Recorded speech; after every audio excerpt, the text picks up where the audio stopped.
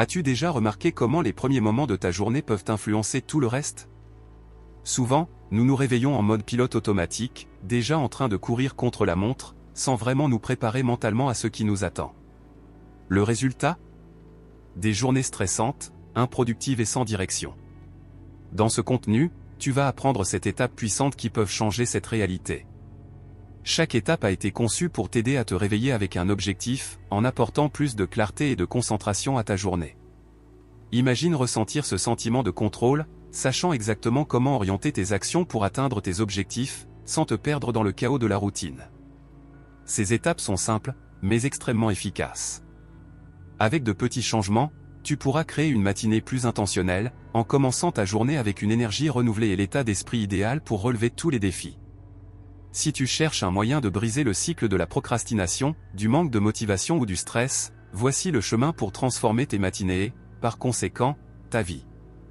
Dans ce contenu, tu vas découvrir comment de petits ajustements à ta routine matinale peuvent engendrer de grands changements dans ta vie. Tu apprendras cette étape pratique qui t'aideront à te réveiller avec plus de but, de clarté et d'énergie. Ce guide est parfait pour ceux qui veulent briser le cycle du manque de motivation et commencer la journée avec intention, prêts à atteindre leurs objectifs. Es-tu prêt à transformer tes matinées et, par conséquent, ton avenir? Si tu as des questions, laisse-les dans les commentaires et je me ferai un plaisir de t'aider. Commençons la vidéo. Mais avant, vérifie si tu es déjà abonné à la chaîne. Les prochaines vidéos apporteront une série de contenus incroyables pour t'aider à renforcer ta détermination et à améliorer ta qualité de vie. Imaginez que vous marchez à travers un beau champ au lever du soleil. L'air est frais, les oiseaux chantent, et le monde semble parfait. Cependant, soudain, des nuages sombres apparaissent dans le ciel et le bruit lointain du tonnerre résonne. Les choses changent, le ciel n'est plus bleu, et le paysage semble moins accueillant. À ce moment-là, vous avez deux choix, vous pouvez vous sentir frustré, regretter le changement de temps, ou vous pouvez accepter que la pluie fasse partie de la vie, et sans elle, les fleurs qui poussent autour de vous n'existeraient pas. C'est l'essence même de faire face à la réalité. Accepter la vie telle qu'elle ne signifie pas résignation ou apathie. Au contraire, cela signifie sagesse. La réalité est souvent différente de ce que nous attendons, mais c'est toujours ce que nous devons affronter. Tout comme nous ne pouvons pas changer le temps, nous ne pouvons pas changer bon nombre des circonstances de la vie, que ce soit le passé qui nous a façonnés ou les défis que nous rencontrons en cours de route. Comparer notre vie à celle des autres, c'est comme souhaiter que les nuages reviennent pour que le ciel soit toujours dégagé. C'est une lutte inutile, car la vie de chacun est unique, tout comme chaque coucher de soleil est différent. Imaginez qu'un de vos amis obtienne une promotion au travail, alors que vous êtes encore en difficulté. Au lieu de ressentir de la jalousie ou de vous comparer à lui, ce que les stoïciens nous enseignent, c'est de tourner notre regard vers l'intérieur. La vie de cet ami est un chemin différent du vôtre. Vous n'êtes ni derrière ni devant lui, vous êtes simplement sur un chemin différent. Accepter la réalité, c'est comme regarder son propre chemin et comprendre qu'il a ses propres défis et récompenses, que l'autre ne vivra peut-être jamais. Lorsque nous cessons de nous comparer et d'espérer que la vie soit d'une certaine manière, nous commençons à voir les situations avec plus de clarté. Pensez à une personne qui tente de ramer à contre-courant d'une rivière. Elle se fatigue, s'épuise et n'avance pas. Maintenant, imaginez qu'elle décide de ramer dans le sens du courant. Soudain, l'effort est moindre et elle commence à progresser. Il en va de même avec la réalité. Lorsque nous acceptons les choses telles qu'elles sont, nous évoluons plus facilement dans la vie. Les stoïciens croyaient que la souffrance ne venait pas des événements eux-mêmes, mais des attentes que nous créons. Si nous attendons que tout soit toujours facile et fluide, chaque obstacle devient un fardeau énorme. Mais si nous acceptons que la vie a ses difficultés, ces défis deviennent des opportunités de croissance. Après tout, l'or ne se purifie que dans le feu. Faire face à la réalité, sans illusion, nous permet aussi de voir nos forces et nos faiblesses avec plus d'honnêteté. Parfois, nous idéalisons une version de nous-mêmes qui ne correspond pas à la réalité. Peut-être souhaitons-nous être plus riches, plus réussis ou plus populaires. Mais ce qui compte vraiment, c'est ce qui est en nous, notre courage, notre caractère, notre capacité à affronter ce que la vie nous réserve. Lorsque nous acceptons la vie telle qu'elle est, nous nous acceptons également tels que nous sommes, et c'est la clé pour vivre avec plus de sagesse et de paix intérieure. Alors, la prochaine fois que le ciel change, que la vie apporte des défis inattendus, ou que vous vous surprenez à regarder le chemin de quelqu'un d'autre, rappelez-vous, chacun de nous a son propre parcours. faites face à la réalité telle qu'elle est, sans comparaison ni illusion, et vous verrez que, souvent, les réponses que vous cherchez sont juste devant vous sur le chemin que vous suivez en ce moment. Vous pouvez apprendre à accepter la vie telle qu'elle est, sans vous comparer aux autres, en reconnaissant que chacun a son propre chemin. En faisant cela, vous trouverez de la clarté et des réponses à vos défis dans le présent, plutôt que de chercher à l'extérieur de vous. Avez-vous déjà réfléchi à la manière dont la détermination peut transformer votre vie? Avez-vous remarqué quelqu'un qui est vraiment fort et résilient? Dites-nous dans les commentaires. Je suis là pour vous aider et échanger des idées. Imaginez que vous êtes assis dans un jardin, entouré de fleurs. Le soleil brille, le vent souffle doucement, et le chant des oiseaux résonne au loin. À ce moment-là, tout semble paisible. Maintenant, imaginez qu'au lieu d'apprécier ce qui vous entoure, vous sortez votre téléphone et commencez à faire défiler les réseaux sociaux. Soudain, vous voyez des photos d'amis lors de fêtes luxueuses, de personnes sur des plages paradisiaques, et il semble que tout le monde mène une vie meilleure, plus excitante, plus heureuse que la vôtre. Vous vous sentez découragé, comme si le jardin où vous vous trouviez n'était plus aussi beau. C'est un piège courant de la vie moderne. Nous sommes tellement connectés à ce que les autres font que nous oublions de valoriser le présent, ce que nous avons déjà et ce que nous avons accompli. Les réseaux sociaux, avec leurs images polies et parfaites, créent un monde de comparaison constante. Nous ne voyons que les meilleurs moments, mais rarement les défis ou les luttes auxquelles chacun est confronté. La philosophie stoïcienne nous invite à sortir de ce cycle et à nous concentrer sur ce qui compte vraiment, le moment présent. Le philosophe Sénèque, par exemple, enseignait que le moment présent est tout ce que nous possédons réellement. Le passé est révolu, et l'avenir n'est pas encore là. Lorsque nous nous laissons emporter par les réseaux sociaux et par la vie idéalisée des autres, nous gaspillons en réalité le présent. Nous jetons de côté un moment qui pourrait être utilisé pour grandir, apprendre et ressentir de la gratitude. Pensez à quelque chose que vous avez déjà accompli dans la vie. Cela peut être quelque chose de grand, comme une promotion au travail, ou quelque chose de petit, comme un passe-temps qui vous apporte de la joie. Maintenant, imaginez comment serait votre vie sans ces réalisations. Tout à coup, ce qui semblait peu devient très précieux, n'est-ce pas? C'est parce que, lorsque nous nous concentrons sur le présent et sur nos réalisations, nous réalisons tout ce que nous avons déjà, au lieu de nous concentrer sur ce qui manque encore. Valoriser le présent, c'est comme arroser les plantes d'un jardin. Si vous passez tout votre temps à admirer le jardin du voisin, vos propres fleurs se faneront. Mais si vous en prenez soin, si vous les arrosez et les taillez, elles fleuriront avec le temps. De la même manière, les opportunités que nous avons aujourd'hui, que ce soit dans le travail, les relations ou le soin de soi, sont les graines qui, si elles sont cultivées, porteront des fruits à l'avenir. Bien sûr, cela ne signifie pas que vous ne devez jamais vous inspirer ou chercher des améliorations. Mais la différence réside dans la façon dont vous percevez ces inspirations. Si vous regardez la vie de quelqu'un d'autre et que vous ressentez du découragement ou de l'envie, il est temps de vous reconnecter au présent et de vous rappeler que la vie de personne n'est parfaite. Chacun a ses propres batailles. La seule vie que vous pouvez vraiment vivre et améliorer est la vôtre. Lorsque nous nous concentrons sur le présent, nous commençons à percevoir des opportunités qui étaient auparavant invisibles. Peut-être que vous possédez des compétences que vous n'appréciez pas à leur juste valeur, ou peut-être que vous avez des personnes autour de vous qui offrent du soutien et de l'affection, mais que vous avez ignoré en raison de vos comparaisons avec les autres. Le présent est comme un livre qui s'écrit maintenant. Si vous passez tout votre temps à lire les livres des autres, qui écrira le vôtre? Alors, la prochaine fois que vous sentirez la tentation de vous perdre dans les vies idéalisées des réseaux sociaux, respirez profondément. Regardez autour de vous. Appréciez ce que vous avez déjà. Les réseaux sociaux ne montrent qu'une partie de l'histoire, tandis que le présent, avec ses imperfections et ses défis, est la réalité la plus riche qui existe. La sagesse réside dans la reconnaissance que ce que vous avez maintenant est suffisant pour commencer à construire l'avenir que vous désirez. Vous pouvez apprendre à valoriser le présent, en reconnaissant que ce que vous avez déjà est suffisant, sans vous laisser emporter par les illusions des réseaux sociaux. Imagine que tu es devant un vaste champ, tenant une seule graine dans ta main. Le soleil brille, le sol est fertile, mais les nuages sombres au loin te font hésiter. Et s'il pleut, te demandes-tu? Et si le temps n'était pas idéal? Avec ce doute, tu ranges la graine dans ta poche, attendant le moment parfait pour la planter. Mais les jours passent, et le moment parfait n'arrive jamais. La graine, qui aurait pu grandir et porter des fruits, reste inactive.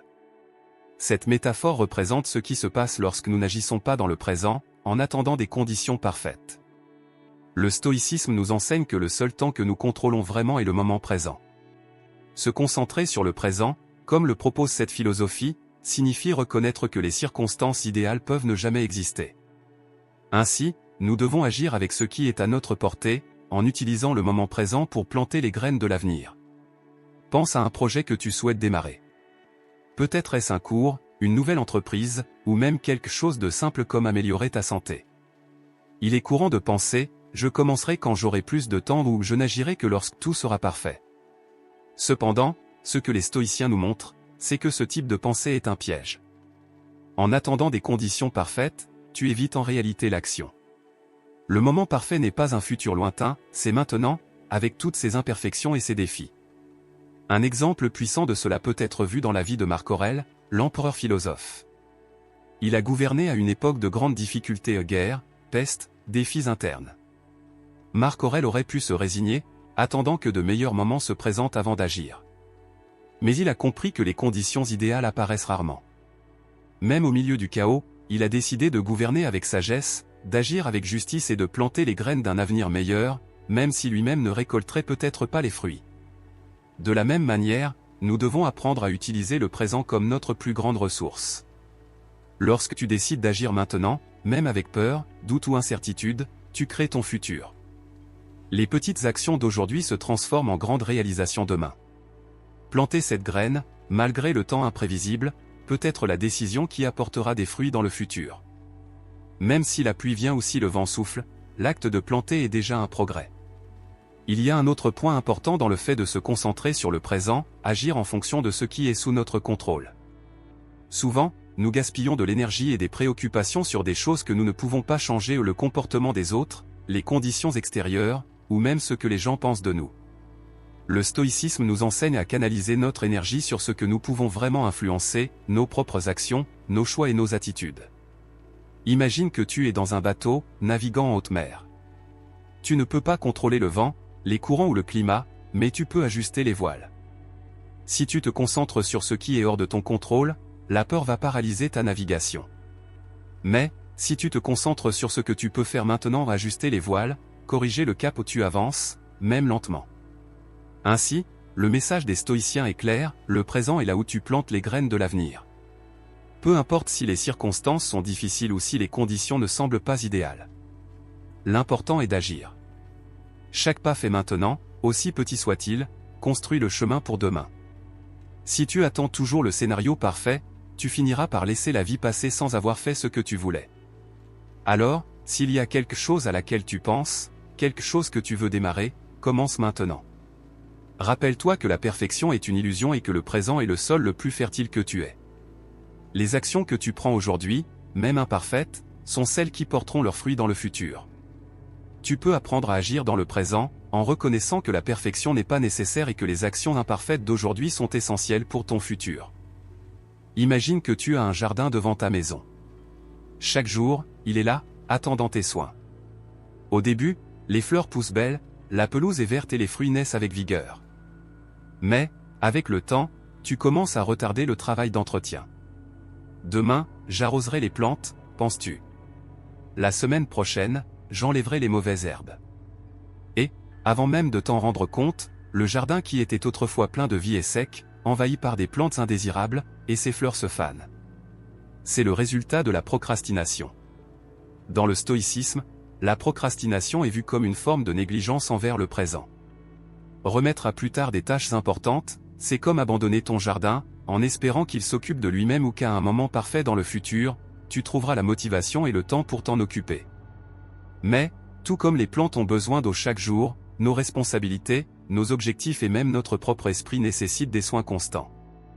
Imagine maintenant que ta vie est comme ce jardin. Chaque aspect de celle-ci, ton travail, ta santé, tes relations est une partie de ce champ. Quand nous retardons les soins à chacun de ces domaines, nous semons les graines du désordre. La procrastination peut sembler inoffensive au début, comme ne pas arroser les plantes pendant 1 ou 2 jours. Mais avec le temps, ces effets cumulés créent des problèmes qui deviennent bien plus difficiles à résoudre. Les stoïciens comprenaient que chaque moment de notre vie a une valeur unique et que nous devons l'utiliser pour agir, plutôt que de remettre les choses à plus tard. Pour eux, le temps est comme un courant qui coule, toujours en mouvement. Nous n'avons aucun contrôle sur le temps qui est déjà passé, et le futur est encore hors de notre portée. Le seul moment que nous avons, c'est le maintenant, et c'est le sol fertile dans lequel nous devons semer nos actions. Si nous remettons à plus tard, nous gaspillons ce temps précieux, comme si nous déversions de l'eau sur un sol déjà sec. L'un des grands exemples vient de Marc Aurèle, l'empereur romain qui était aussi l'un des principaux défenseurs du stoïcisme. Il faisait face à des défis immenses en tant que leader: guerre, crise politique et maladie. Il aurait facilement pu céder à la procrastination, laissant les problèmes pour plus tard, en attendant un moment plus calme. Mais Marc Aurèle comprenait que, s'il ne faisait pas face à ces défis directement, il ne ferait que se multiplier et empirer avec le temps. Il écrivait pour lui-même, dans son livre Penser pour moi-même, que nous devons nous concentrer sur ce qui est devant nous, en résolvant les tâches une par une, sans hésitation. Procrastiner, c'est comme vivre en attendant constamment le demain parfait. Mais, comme nous l'avons déjà vu, ce demain peut ne jamais arriver. La procrastination nous prive de l'opportunité de construire l'avenir que nous désirons. Pense à une personne qui a toujours rêvé d'apprendre à jouer d'un instrument de musique. Elle se dit qu'elle commencera quand elle aura plus de temps, quand les circonstances seront idéales. Mais les mois passent, les années passent, et le rêve ne se réalise jamais. Si elle avait simplement fait le premier pas, en commençant par 10 minutes de pratique par jour, elle jouerait déjà de belles mélodies. Pour surmonter la procrastination, nous devons aborder chaque tâche avec le même sérieux que celui avec lequel nous prenons soin d'un champ. Il n'est pas nécessaire de tout faire d'un coup. Tout comme un champ est travaillé lentement, un peu chaque jour, nous aussi pouvons cultiver nos projets et nos responsabilités de manière constante. Le secret réside dans le fait de commencer, même avec de petites actions. Si tu laisses les mauvaises herbes pousser, elles envahiront bientôt tout le sol. Mais si tu les arraches une par une, quotidiennement, ton champ fleurira. Une autre façon de comprendre la procrastination est de la voir comme une forme d'auto-illusion. Souvent, nous repoussons parce que nous croyons que, dans le futur, nous serons mieux préparés ou plus disposés. Mais la vérité est que, si nous ne commençons pas maintenant, nous ne serons jamais prêts. Le moment idéal est toujours le présent. Et, en faisant ce premier pas, aussi petit soit-il, nous prenons le contrôle de notre destin. Ainsi, les stoïciens nous rappellent que la vie n'attend pas. Chaque aspect de notre existence doit être entretenu avec attention. Si nous remettons le travail à demain, si nous repoussons une conversation importante ou si nous ignorons notre propre bien-être, nous choisissons d'abandonner notre jardin intérieur. Alors, la prochaine fois que tu ressentiras la tentation de remettre une tâche à plus tard, souviens-toi, chaque jour qui passe est une opportunité unique de planter les graines de l'avenir que tu souhaites. Demain est incertain, mais aujourd'hui est ici, entre tes mains. Travaille dans ton champ, prends soin de ce qui est à ta portée, et ton futur sera le reflet des graines que tu choisis de planter maintenant. Tu peux apprendre à ne pas procrastiner et à profiter de chaque jour comme une opportunité d'agir et de cultiver l'avenir que tu désires. Imagine que tu tiens un sablier, observant le sable s'écouler lentement d'un côté à l'autre. Grain après grain, le temps passe. Chaque grain représente un moment de ta vie, et une fois qu'il tombe, tu ne pourras jamais le récupérer. Ce que tu fais avec ces grains de sable détermine la façon dont tu profites de ton temps. Et si le sable continue de tomber, qu'attends-tu pour agir ? Dans le stoïcisme, il y a une compréhension profonde de la valeur du temps. La vie est courte, et le seul moment sur lequel nous avons vraiment du contrôle, c'est maintenant. Remettre à plus tard des décisions ou des actions importantes, c'est comme retourner le sablier de côté et attendre que le temps s'arrête. Mais le temps n'attend jamais. Il continue à s'écouler, indifférent à nos hésitations, peurs et insécurité. Le sable tombera, que nous soyons prêts à agir ou non. Imagine une personne qui passe des années à attendre le bon moment pour vivre ses rêves. Elle trouve toujours une excuse: quand j'aurai plus d'argent, quand mes enfants auront grandi, quand j'aurai plus de temps. Mais ce qu'elle ne réalise pas, c'est que pendant qu'elle attend ce moment parfait, la vie se déroule. Les jours, les mois, les années passent, et ce qu'elle a repoussé si longtemps n'est plus réalisable. Les stoïciens, comme Sénèque, parlaient beaucoup de l'importance de profiter du temps. Ils disaient que la vie n'est pas courte, mais que nous la gaspillons souvent. Nous nous distrayons avec des choses sans importance, des soucis superficiels, et soudain, nous nous retrouvons à la fin de notre vie, nous demandant où est passé tout ce temps. Le présent est notre plus grand cadeau, et lorsque nous le réalisons, nous comprenons qu'il n'y a pas de place pour la procrastination ou le report. Pense à la vie comme à un voyage en bateau. Tu navigues sur un vaste océan. La destination finale est inconnue, mais à chaque moment, tu as la chance de choisir ta route, de régler tes voiles et de profiter du paysage autour de toi. Cependant, de nombreuses personnes restent paralysées à la barre, fixant l'horizon, en attendant qu'un jour, d'une manière ou d'une autre, le vent parfait souffle pour les pousser dans la bonne direction. Mais le vent est déjà là, et l'opportunité de naviguer, c'est maintenant. Profiter du temps, c'est reconnaître que les conditions idéales ne viendront peut-être jamais. L'avenir est toujours incertain, et le seul temps que nous avons garanti, c'est ce moment précis. En retardant des décisions et des actions, nous gaspillons ce que la vie nous offre de plus précieux, le présent. Et le présent n'a pas besoin d'être parfait. Peut-être traverses-tu des difficultés, ou le paysage autour de toi semble confus. Même ainsi, le stoïcisme nous enseigne qu'avec sagesse, nous pouvons toujours prendre une action, si petite soit-elle, pour avancer vers notre objectif. Imagine une personne qui décide de planter un arbre.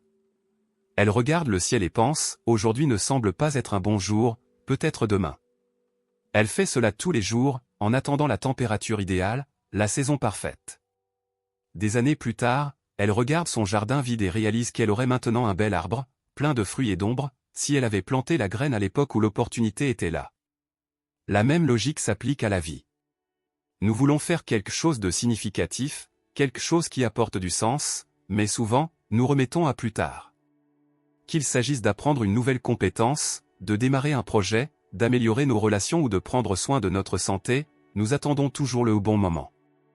Le stoïcisme nous rappelle que le bon moment, c'est maintenant, car c'est le seul moment sur lequel nous avons du contrôle. Le passé est déjà passé, et l'avenir n'est pas encore arrivé. S'il y a quelque chose d'important dans ta vie que tu repousses, demande-toi, qu'est-ce que j'attends? Est-ce que je laisse le sable de mon sablier s'écouler sans rien faire de significatif? La vie, tout comme le sable, suit son cours. Nous pouvons passer notre temps à nous distraire ou nous pouvons investir chaque moment dans quelque chose qui nous apporte croissance et accomplissement. Le temps est une ressource non renouvelable. Nous ne pouvons pas revenir en arrière et refaire les décisions du passé, et nous ne pouvons pas anticiper ce que l'avenir nous apportera. Mais le présent en ce moment précis est entre tes mains. Que vas-tu en faire? Souviens-toi, ne gaspille pas ta vie à attendre. Le seul temps que tu as, c'est maintenant, et il est prêt à être utilisé. Alors, la prochaine fois que tu seras tenté de repousser quelque chose d'important, pense au sablier. Chaque grain de sable qui tombe est une opportunité de faire quelque chose de significatif, de prendre une action qui peut changer le cours de ta vie. N'attends plus. Plante ton arbre aujourd'hui, règle tes voiles maintenant, et tu verras que le futur sera construit sur les actions que tu auras prises dans le présent. Imagine que tu portes un sac à dos. Au début, il semble léger, presque imperceptible. Mais avec le temps, tu y mets des choses, des pierres grandes et petites, de vieux souvenirs, des objets qui semblaient autrefois importants, mais dont tu ne te souviens même plus pourquoi tu les gardes. Ensuite, tu ajoutes quelques émotions, la colère d'une dispute passée, des rançures jamais guéries, des attentes déçues. Le sac à dos commence à peser de plus en plus. À chaque pas, il devient plus difficile à porter, jusqu'à ce qu'en fin de compte, tu te sentes épuisé, accablé. Ce sac à dos, c'est notre esprit, notre cœur, et tout ce à quoi nous nous attachons que ce soit dans le monde matériel ou émotionnel. Et ce que les stoïciens nous apprennent, c'est que, pour atteindre la véritable paix intérieure, nous devons apprendre à nous détacher de tout ce qui nous pèse, de tout ce qui nous empêche d'avancer. Le détachement émotionnel et matériel est une pratique fondamentale du stoïcisme, une clé vers la liberté et la tranquillité d'esprit. Commençons par l'attachement aux objets matériels. Nous vivons dans une société qui valorise avoir. C'est comme si la valeur d'une personne était liée à ce qu'elle possède, une maison plus grande, la voiture la plus moderne, le dernier modèle de téléphone portable. Mais est-ce que ces choses nous apportent vraiment un bonheur durable? Pense à un jouet que tu voulais absolument quand tu étais enfant. Tu l'as obtenu, tu étais heureux, mais avec le temps, il a perdu de son importance. Peut-être est-il maintenant rangé quelque part, ou même jeté. Il en va de même pour beaucoup de nos biens matériels. La satisfaction que nous ressentons est temporaire. Les stoïciens, comme Épictète, défendaient l'idée que nous devrions valoriser ce qui est sous notre contrôle et les objets matériels, au fond, ne le sont pas. Ils peuvent être perdus, abîmés, volés. Lorsque nous nous attachons trop à ces choses, nous construisons notre bonheur sur une base instable. Épictète disait que nous devrions utiliser les objets avec modération, en profiter tant que nous les avons, mais ne pas créer un lien de dépendance. La véritable richesse ne réside pas dans ce que nous possédons, mais dans la manière dont nous gérons ce que nous possédons. Se détacher des biens matériels, c'est faire de la place pour quelque chose de plus précieux, la paix de savoir que, avec ou sans eux, nous sommes bien. Maintenant, pensons à l'attachement émotionnel. Combien de fois es-tu resté prisonnier d'un sentiment de colère ou de ressentiment, revivant dans ton esprit cette dispute, cette injustice? C'est comme être coincé dans un cercle, revivant le passé, alors que la vie continue son cours. La colère, la haine, le ressentiment, toutes ces émotions sont comme des poids invisibles que nous portons, nous empêchant d'avancer. Elles nous volent la paix, nous consument de l'intérieur. Les stoïciens nous enseignent que les émotions négatives, tout comme les objets matériels, ne doivent pas nous contrôler. Il ne nie pas l'existence des émotions où il est naturel de ressentir de la colère, de la frustration ou de la tristesse. Mais l'élément clé réside dans ce que nous faisons de ces sentiments. Si nous les gardons trop longtemps, ils nous empoisonnent. Le détachement émotionnel consiste à apprendre à reconnaître ces émotions, à les comprendre, puis à les laisser partir. Imagine un arbre dans une tempête. Le vent souffle fort, balançant les branches et faisant tomber les feuilles. Mais l'arbre reste ferme, enraciné dans le sol. Les feuilles s'en vont, mais l'arbre ne tente pas de les retenir. Il sait que, pour refleurir, il doit laisser partir ce qui est passé. De la même manière, lorsque nous nous accrochons à ce qui nous cause de la douleur, que ce soit une dispute, une déception ou un échec, nous retenons des feuilles qui devraient déjà être tombées. Le détachement émotionnel nous permet de laisser tomber ces feuilles, afin que nous puissions avancer, plus légers, plus forts.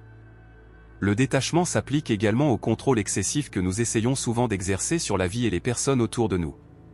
Nous voulons que tout se passe comme prévu, que les gens se comportent d'une certaine manière, que le monde s'ajuste à nos attentes. Mais cela arrive rarement. Et lorsque nous ne parvenons pas à contrôler ces situations, nous nous frustrons, nous nous énervons, nous sommes déçus. Les stoïciens nous rappellent que le seul contrôle que nous avons vraiment, c'est sur nos propres actions, nos réponses. Le détachement du contrôle excessif est une leçon d'humilité, accepter que tout ne soit pas entre nos mains, et que souvent, le mieux que nous puissions faire est de suivre le cours de la vie, en nous adaptant aux circonstances. Se détacher ne signifie pas être indifférent ou apathique. Cela signifie reconnaître la valeur des choses, des personnes et des émotions, mais comprendre que rien n'est permanent. Les choses changent, les gens vont et viennent, les émotions fluctuent. Lorsque nous apprenons à accepter cette vérité, nous nous libérons de nombreux tourments que nous créons nous-mêmes. Le détachement est, en fait, une manière de se connecter de manière plus authentique et saine à la vie. Pense à la sensation de poser ce sac à dos lourd après une longue journée de marche. Le soulagement immédiat, la légèreté sur les épaules. Ainsi est le détachement émotionnel et matériel. En lâchant ce qui ne nous sert plus, nous expérimentons une liberté profonde, une paix qui n'est possible que lorsque nous arrêtons de nous accrocher à ce qui aurait déjà dû partir. Les stoïciens nous invitent à vivre de cette manière avec moins de poids, moins de préoccupations, moins d'attachement.